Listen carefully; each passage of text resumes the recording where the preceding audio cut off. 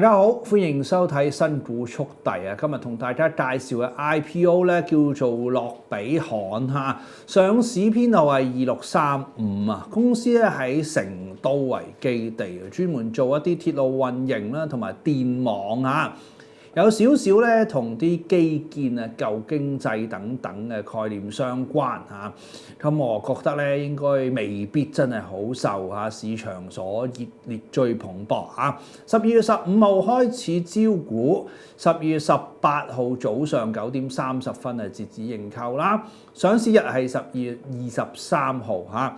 發行價格80蚊至106蚊啊，每手入場費咧5300蚊多啲啊，集資額咧就挨近4個億嚇，咁睇翻行業上面比較係傳統型嚇，未必真係有一啲短線投機炒作喺度嚇，大家自己就留意啦。我係證監會持牌人，以上所講過嘅股份我係冇財務權益嘅。